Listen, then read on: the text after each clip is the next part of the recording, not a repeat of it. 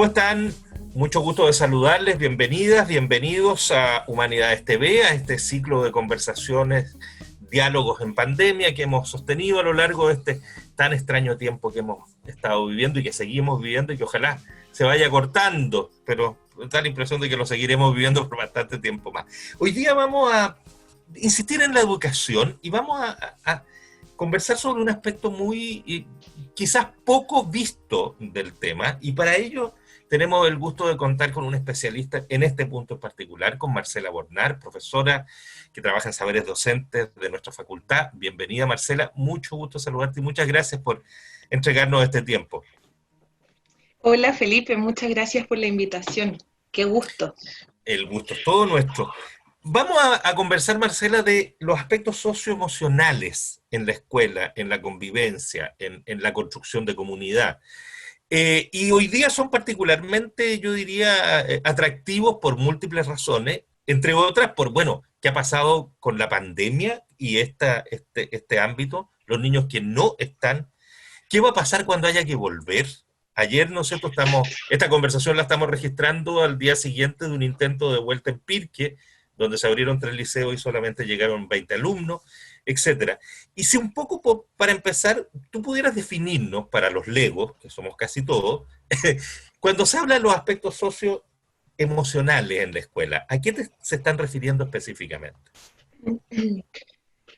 Mira, es una discusión en curso, ¿ah? Yo creo que hay tres formas de mirarlo.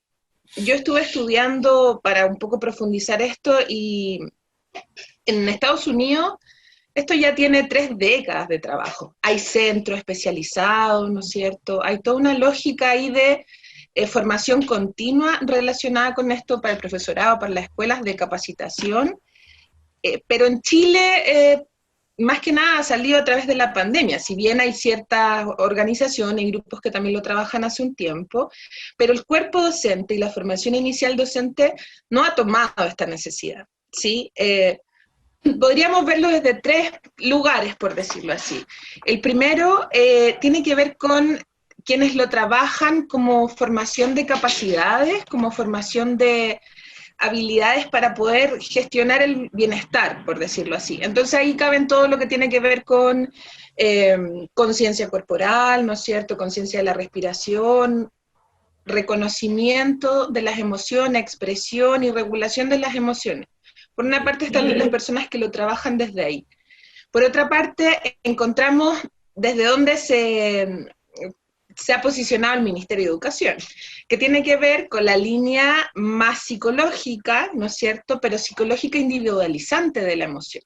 Como que la emoción es una propiedad, ¿no es cierto?, individual, y que en ese sentido yo tengo la capacidad, pero también la responsabilidad de regularla, controlarla, ¿no es cierto?, con discursos de conciencia, mediante, pero lo que uno ve de fondo ahí tiene que ver incluso con una intención un poco biopolítica de la gestión, ¿no es cierto?, de la emoción en función de ciertos procesos también de rendimiento.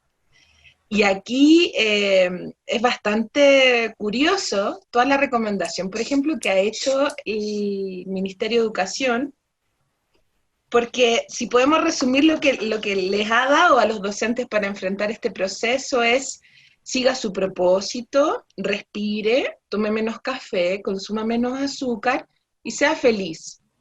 Y además escriba una bitácora reflexiva donde usted vaya dando cuenta de las emociones que le van ocurriendo. Y tú te preguntas ahí, bueno, pero ¿qué ocurre con la comunidad educativa? ¿Qué ocurre con la interacción que está produciendo, ¿no es cierto?, estos malestares, estas emociones tan profundas como la angustia, como la incertidumbre, ¿no es cierto? Entonces, bueno, esa sería una segunda línea. Y por otra parte, que es la línea que a mí me interesa más desarrollar, que tiene que ver con cómo desde la pedagogía, ¿no es cierto?, nosotros comenzamos a pensar la emoción en una integración articulada en el currículo. Esto quiere decir que no pensemos en una asignatura de emociones, que no pensemos en un objetivo transversal de emociones, sino que entendamos la emoción como parte del proceso de aprendizaje mismo. Y eso implica entender que los profes somos sujetos emocionales y que la práctica pedagógica es una praxis emocional también, que está sujeta a lo emocional, y que lo que se produce en el aula, esa interacción, también está mediada por lo emocional. No sé si me explico, pero tiene que ver Perfectamente. con una resignificación curricular también ahí, y cómo ligamos emoción con el concepto de conocimiento que tenemos, ¿sí? Ahora, la emoción, hasta donde uno lo entiende, está presente en todo. O sea, nada pasa fuera de la emoción. Nada ocurre sin que la emoción actúe, digamos. De hecho, cada uno aprende o significa las cosas que entiende a través de tu propia experiencia basada en la emoción que ha ido marcando tu vida. Entonces, en ese sentido, como pretender que en el proceso educativo no esté la emoción como el eje central, parece muy raro, ¿no? Sin embargo, siento que ha predominado esa disociación, ¿no? Que es una disociación muy propia de la razón moderna también, ¿no? La razón, la emoción, este dualismo también, esta dicotomía en la cual pensamos al ser humano, se instala también en la razón educativa, construyendo una cierta epistemología que te hace ver el proceso de aprendizaje, más allá de lo que diga la psicología del aprendizaje, lo que ha dicho Vygotsky hace un montón de tiempo, y todo el marco teórico que te sitúan en el contexto, en la emoción, en el sujeto, etcétera. Yo siento que sigue primando esta idea de que deberían en los procesos de aprendizaje los y las estudiantes un poco dejar al lado la emoción para concentrarse en un aprendizaje más racionalista. Y aquí hay estudios también que muestran, por ejemplo, las concepciones de los y las docentes en relación a la emoción. Muchos lo entienden como algo más instrumental, y que es lo que también creo que está primando desde el aprendizaje socioemocional como se está planteando desde el ministerio, que es gestionemos las emociones para poder aprender mejor y producir mejor rendimiento, que se puede traducir en emocionémonos mejor o gestionemos nuestras emociones del mejor modo para tener mejor CIMSE, ¿sí? Claro. Así. La Eh, emoción suficiente y justa para subir el puntaje, como una cosa muy, sí, y muy es lo rara mismo esa. como, y es interesante porque es como también se ha conceptualizado el cuerpo, la corporalidad eficiente para el rendimiento, ¿sí? Lo mismo con la emoción suficiente para lograr un rendimiento. Por eso te digo que también es interesante verlo desde una óptica más biopolítica, de qué administración, de qué regulación está también subyaciendo a esta instalación de discurso. Y lo otro es que muchos profesores lo utilizan o les sirve la emoción o la valoran, pero en función de gestionar climas de aula, por ejemplo. ¿Sí? Yo Correcto. gestiono un buen clima de aula, un clima emocional, para también desarrollar una mejor clase, lograr mejores y más significativos aprendizajes. Pero hay docentes, muestra la investigación, que justamente lo valoran en esta tercera línea que yo te mencionaba, que tiene que ver con lo que tú enunciabas antes, que parece ser de sentido común, pero no lo es tanto. Y tiene que ver que en la cognición siempre está la emoción también, ¿no? O sea, Varela y Maturana hace harto rato que ya postularon esto, y uno dice, bueno, pero deberíamos partir de ahí. Sí, po. Es Ahora, que llama la atención que no sea así, ¿ah? De verdad, porque hace mucho tiempo, como tú bien lo dices, y claro, Varela y Maturana son fundamentales en eso, de que se entendió que el mundo se percibe desde la emoción, no desde la razón. Es un proceso, además poco claro de cuál es el proceso de la razón. Lo que sí es muy evidente es que en nuestra experiencia, nuestra historia condiciona la manera como percibimos. Y eso es emoción pura, no es otra cosa. pero eso te da muestra la necedad, por ejemplo, del currículum, de la política pública, de la gestión de las escuelas, que no considera ningún aspecto de esto. Mm. No lo evalúa, no está en ninguna política pública, está anunciado tímidamente en algún objetivo del currículum colgando. Entonces uno diría, bueno, si es tan evidente y ya hay marcos científicos, pedagógicos, etcétera, que ahí está mi hijo. Sí, ahí lo veo que se asoma muy interesado. Fantástico. Eh, y uno diría, bueno, pero ¿por qué eso no ha calado, ¿no es cierto?, en el sistema educativo y en sus políticas de regulación, sus políticas curriculares? Y yo creo que la pregunta se responde un poco sola también, ¿no? Porque hay otros intereses que están Mm. diseñando esas políticas, ¿no? Es más Eh, peligroso quizás para quienes quieren a través de los currículos instalar una manera de mirar o una cierta ideología global. Es bastante más peligroso acudir a la emoción que a la pretendida razón, me da la sensación a mí. Sí, y por otra parte también yo creo que ha sido muy soslayado el saber docente que sí se produce desde las escuelas y desde la experiencia pedagógica a este respecto. O sea, si tú le preguntas a un docente de cualquier escuela si tiene que trabajar con temas emocionales, te va a decir, sí, la mayor parte de mi tiempo, ¿no es cierto?, del trabajo docente se dedica a abordar ese tipo de temáticas, ¿no? A resolver conflictos a este respecto, digo, la presencialidad y ahora mucho más. Sin embargo, como eso no se recoge de la visión educativa de nuestro sistema escolar, ahí es complejo, no está dialogando. Marcela, antes de iniciar formalmente esta entrevista, conversábamos un poco de la experiencia que ha vivido Saberes Docente acompañando al Instituto Nacional en todo este proceso que va a vivir, bueno, no sabemos cómo lo va a vivir ahora, pero de incorporación, no solo del factor de mixto, de que van a ingresar mujeres, sino que también diversidad sexual, etcétera. Eso, ¿cómo golpea o cómo se junta con este tema de una emocionalidad que yo imagino, y si me equivoco, por favor, corrígeme al tiro. Pero yo imagino que hay una emoción de comunidad, hay una cierta emoción colectiva también que se instala en las comunidades escolares. ¿Cómo se viven esos procesos desde esa perspectiva? Bueno, cada cultura escolar, como tú planteas, tiene ahí sus particularidades, ¿no es cierto? Y ciertas teclas que resuenan o conflictúan más que otras.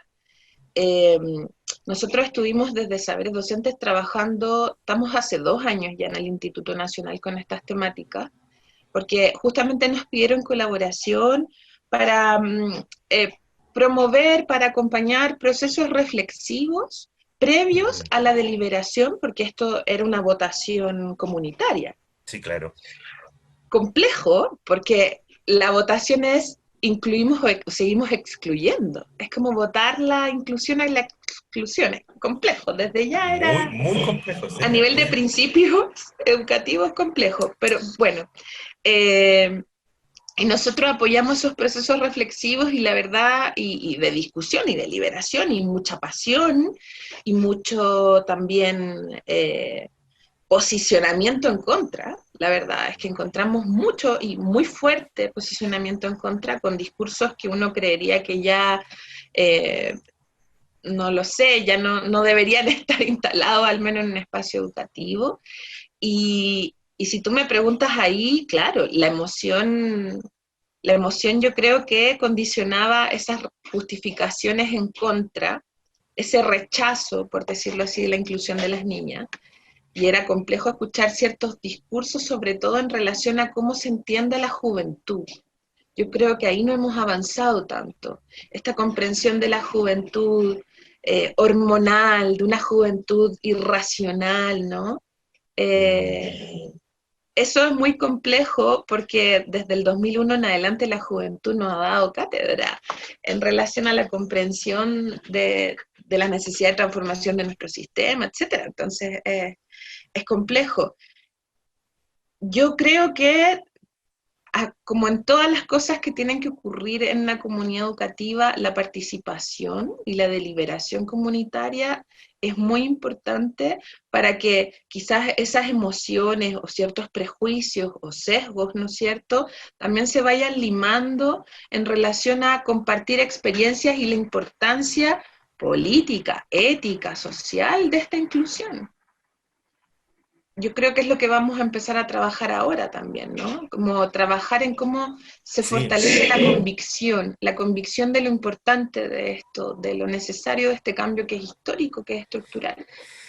Y en los profesores, tú decías, sí, te dicen, sí, por supuesto, yo trabajo en lo emocional, etcétera. Pero hay aparte de una pincelada a lo mejor, o de una cierta retórica al respecto, en la formación misma de los profesores, ¿está incorporado suficientemente? ¿Tienen las herramientas adecuadas o hay un trecho muy largo que recorrer todavía? No, yo creo que tanto en formación inicial como en formación continua es una deuda muy grande. Yo trabajé varios años en talleres de práctica en el DEP, en nuestra facultad, ¿no es cierto?, en Mm. formación inicial. Eh, y justamente yo trabajaba con los estudiantes cuando ellos salían a su práctica final, se enfrentaban todo lo que implicaba ser docente. Y los problemas no eran de índole teórico o didáctico, ¿no? Los No. problemas no eran de no entienden este concepto, cómo trabajo esta actividad, eso en general está muy bien asentado. Pero el problema era cómo me relaciono con este estudiante, qué pasa con el conflicto que se produjo en la clase, qué pasa con el conflicto con el cuerpo docente, qué pasa con mi profe guía que tiene esta... Sí, casi todos los conflictos y que eh, eran bien potentes en ese proceso de formación docente, porque te enfrentaban en realidad a las culturas escolares en sus potencias máximas conflictivas en relación a la emoción, ¿no es cierto? Y al cruce de intereses, etcétera. Y en general, ahí uno trataba de dar ciertas herramientas, pero si tú me preguntas si hay una línea específica que lo trabaje hoy día, es muy poco, información inicial e información continua. Marcela, y la pandemia, todo este tiempo ya muy largo que hemos vivido en que los niños y las niñas han estado fuera de los colegios, este intento de hacer docencia a través de esto mismo que estamos haciendo nosotros, esto de conversar a través de una pantalla, etcétera. ¿Cómo ha ido afectando este proceso y cómo se retoma? ¿Ah? De pronto. Fíjate que yo les contaba el otro día a nuestros compañeros del área de comunicaciones de la facultad que aquí se me va a anotar hasta la edad completa, pero uno de mis nietos volvió al colegio a ponerse una vacuna.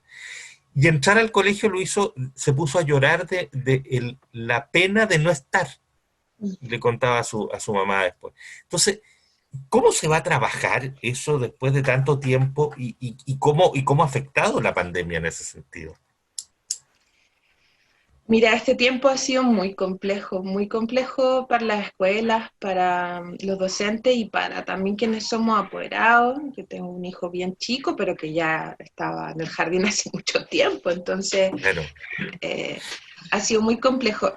Yo partiría diciendo que todos y todas queremos volver y queremos y extrañamos la escuela y extrañamos profundamente lo vincular.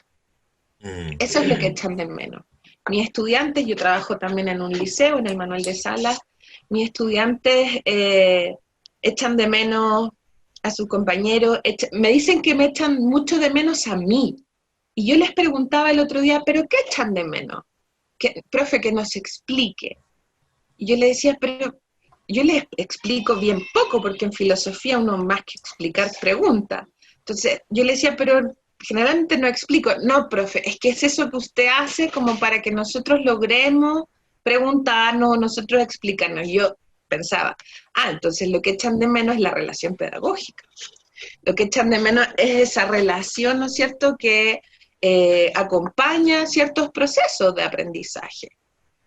Entonces, primero partir que yo creo, diciendo que todos queremos volver y que todos queremos volver por justamente el tema del vínculo, las relaciones y lo que se construye ahí, donde lo emocional es muy fuerte, sin duda. Eh, Ahora, han sido procesos muy complejos en el tipo de colegio, ¿no es cierto?, el sector donde se ubica, las mm, realidades son muy complejas y yo quiero también recordar que nosotros venimos de un estallido social, que en octubre también en general para el mundo subvencionado y el mundo municipal, ¿no es cierto?, fracturó el proceso, la continuidad del proceso de aprendizaje. O sea, generalmente uno los dejó de ver ahí, retomó un poco en diciembre y cerró la rapidita y ya está. Entonces veníamos de una ruptura, de una discontinuidad, ¿sí? Y quiero también recordar que venimos de una crisis más profunda del sistema educativo desde 2001 en adelante, ¿no es cierto? sí, po. Desde 2001, 2004, etcétera. Entonces, primero que nada tenemos ese trasfondo, ¿no es cierto? Pero la pandemia ha sido súper compleja porque ha puesto al desnudo, por ejemplo, la precariedad de la escuela y la precariedad también de muchos sectores que asisten, ¿no es cierto?, a la escuela. Y en ese sentido yo creo que hay que tener súper afinada también una óptica bien interseccional de mirar, bueno, cómo esta pandemia ha desnudado los problemas y las desigualdades de raza, de género, ¿no es cierto?, de clase sobre todo. Es súper complejo estar educando bajo también un modelo de exclusión, cuando tus estudiantes no tienen computador, no tienen conexión, ¿no es cierto? Entonces eso también va produciendo un desgaste en las familias que no pueden darle ese acceso a sus estudiantes, en el docente que de cierta forma se siente responsable de aquello, y ahí yo diría, el único que no se siente responsable parece el Estado, de cómo realmente protegen la inclusión y el acceso educativo de muchos niños. Eh, bueno, ¿para qué hablar de condiciones precarias de confinamiento, donde el quédate en casa es imposible? Donde para muchos de los niños, que yo trabajo con hartas escuelas, he estado trabajando últimamente con Renca, muchos niños de Renca no pueden estar encerrados en sus casas, ¿no es cierto? Bueno, y para qué hablar del duelo, por ejemplo, de todos los procesos de duelo que están viviendo hoy día las familias, la comunidad educativa, el desempleo, el ver el hambre también en tus estudiantes. Entonces, muchos docentes hoy día, más que estar pendientes de cómo yo priorizo el currículum, cómo yo me encargo de hacer significativo este aprendizaje, están haciendo rifas, colectas, para canastas, ¿no es cierto?, para ayudar a ciertas familias, etcétera. Bueno, y todo eso ha producido un estrés súper grande de convivencia en las familias, ¿no es cierto?, pero también en el cuerpo docente. Y yo creo que eso no ha sido ni visibilizado ni manejado. Solamente ha sido atendido por la solidaridad y las redes, ¿no es cierto?, que se producen entre los mismos profes, entre las comunidades educativas. Pero ahí está muy complejo porque es volver un poco echándole tierra a todo también lo que está debajo de eso, ¿no? Como no hacerse cargo de lo que ha ocurrido también en estos meses y cómo también se han producido procesos de precarización súper fuertes, porque a veces decimos, no, son realidades educativas muy precarizadas, pero la precarización se produce, ¿no? La produce alguien, la produce un Estado, la produce un sistema. Claro. Entonces, que hayamos tenido tantos niños sin acceso, por ejemplo, en este tiempo, o que vemos cómo aumenta la violencia doméstica, la violencia de género, cómo aumenta la brecha. La otra vez un montón de profes me contaban que ellas ven cómo los niños pueden dedicarse a las tareas y las niñas no, porque tienen que ayudar en la casa, ¿no? Y la brecha de género va creciendo. Entonces, yo plantearía que primero hay que hacerse cargo de eso. Eh, y claro, una vez que estén las condiciones para el retorno, habrá que evaluar comunitariamente cómo están las comunidades y qué necesitan. Yo aquí no creo en lineamientos generales. No pueden haber lineamientos generales. Yo creo que cada comunidad tiene que juntarse, dialogar y deliberar en relación a cómo siguen este proceso, donde creo que el currículum y la cobertura curricular pasó a segundo plano hace mucho rato.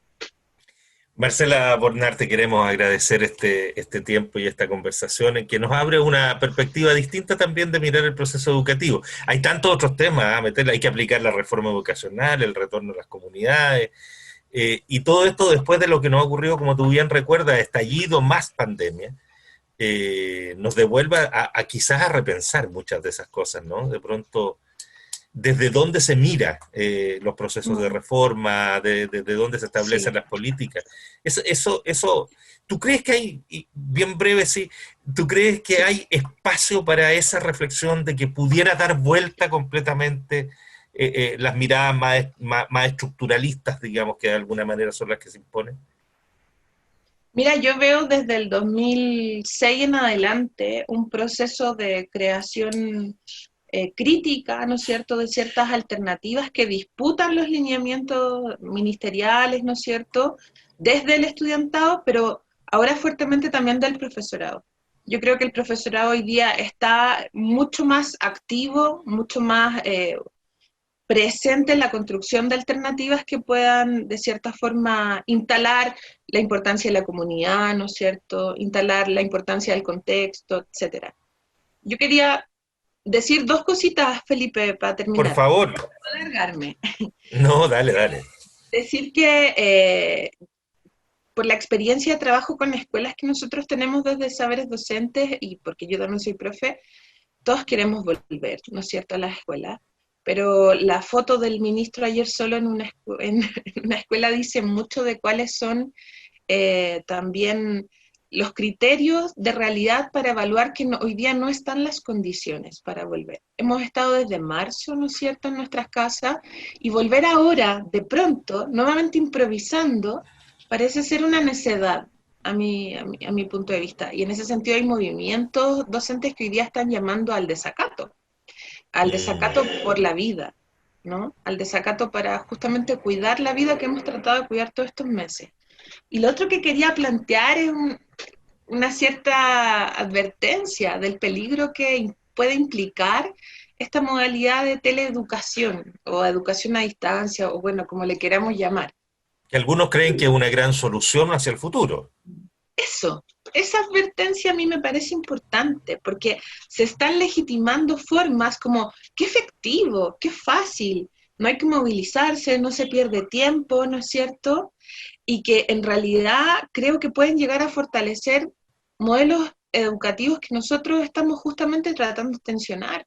Las clases por Zoom son más autoritarias, son más individualizadas e individualizantes, ¿no es cierto? Como diría Rancière, son más embrutecedoras porque trabajo la mera explicación y no trabajo la potencia de las inteligencias realmente, y anula el intercambio subjetivo, ¿no es cierto? Anula el diálogo, que Freire diría, sí, podemos generar diálogo, pero lo que ocurre con también los cuerpos dialogando, las emociones dialogando, la presencialidad. Entonces, yo advertiría el peligro también de comenzar a enaltecer tanto estas modalidades como eficaces, pero eficaces ¿para qué? Marcela Bornal, profesora de filosofía académica de nuestra facultad, te queremos agradecer esta conversación y el gusto de haberla compartido contigo. Gracias y con a ustedes. No, muchas gracias, Felipe. Fue un gusto. Al contrario, ha sido un agrado. Muchas gracias de nuevo. Y con ustedes nos reencontramos en cualquier momento en otro diálogo en pandemia dentro de nuestro ciclo acá en Humanidades TV. Muchas gracias por acompañarnos.